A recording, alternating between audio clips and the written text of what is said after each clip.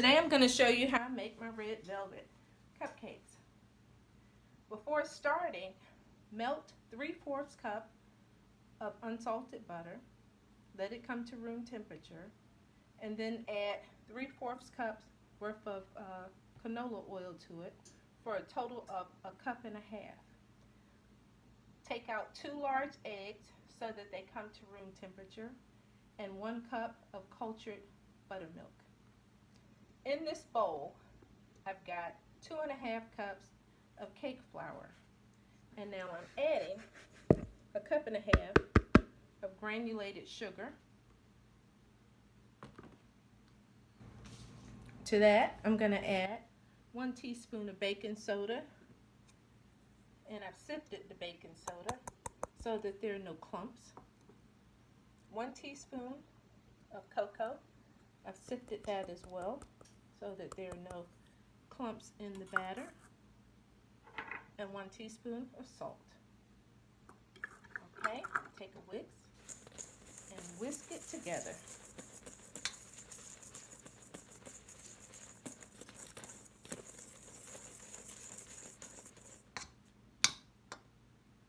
Okay, to that I'm going to add the liquid ingredients.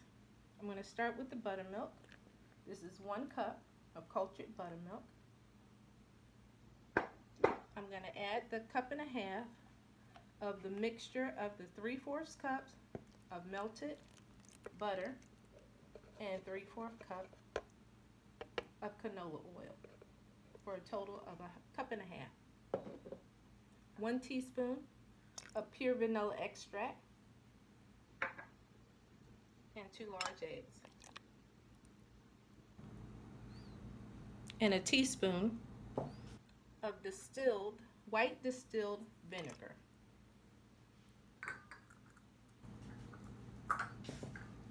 Now I'm going to start whisking this together, making sure you beat well, reaching the bottom to make sure everything is incorporated, and you see how it looks. This is how you know that it's ready. Now I'm going to take some Christmas red paste food color and add.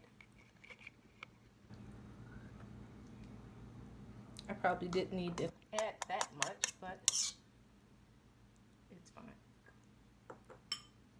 Whisk that in. I don't use a plastic bowl for this because this red dye is hard to get off.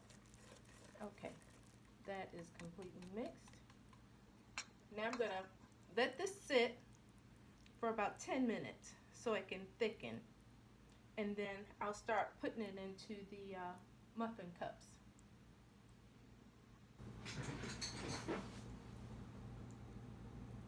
These are the ones that I use. I get them from Walmart. They've got the aluminum foil and then the liner, which is great for freezing these because then the liner doesn't pull away from the cupcake when I remove them from the freezer. This is perfect for baking and freezing things ahead. I like to use these as gifts, so it's nice to be able to get them done early and then just pull them out of the freezer, let them thaw, and they're perfect. Here is the ice cream scoop that I use. I use 3/4 of this scoop to scoop out this batter.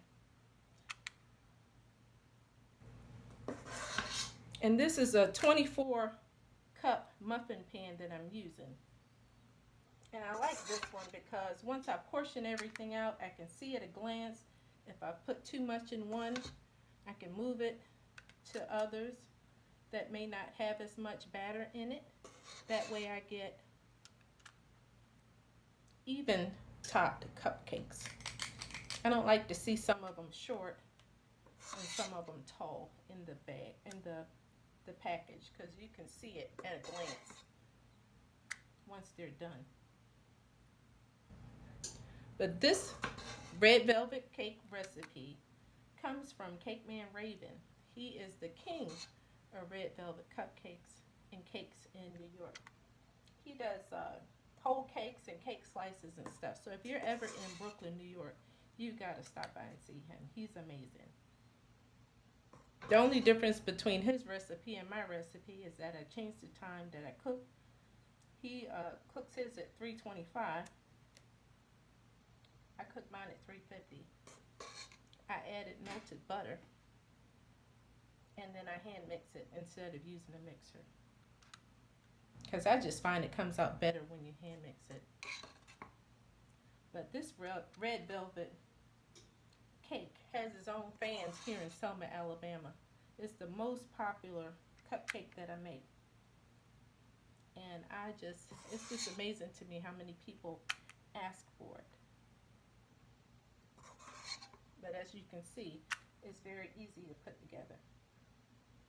So once I get these filled, I'm going to put them in a 350-degree oven on the lower rack for the first 9 to 10 minutes, and then move it to the top rack for the remaining time. I'm going to show you what it looks like when I move it from the bottom rack to the top rack, so that you know what I'm talking about. But as you can see, this is still a mess. I'm going to have to clean up these edges of the pan before I stick it in the oven, because you do not want it to bake on. It just makes a mess. Here's the entire muffin pan. It's been cleaned up. Has 24 cavities, which is perfect for baking this. These are going in the oven for 9 minutes on the bottom rack, and then I'm going to show you what it looks like before I pull it to the top rack. It's time to check the cupcakes. All right, they're ready to be moved to the top tray. I'm going to show you what they look like. Still have a little cooking to do, but I'm just going to move them from the bottom to the top tray. Now they're in the top tray, and they can continue to bake for another 9 minutes. Okay, it's time to check cupcakes. It has been a total of 18 minutes, and they are perfect. They're done. I'm going to take them out and show you that they're all completely done.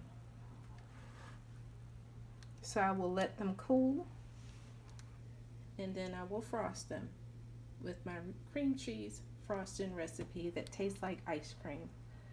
Check out that video. It's posted on YouTube. Leave comments. Let me know if you have any questions. I'm here to help you succeed. Thank you for watching.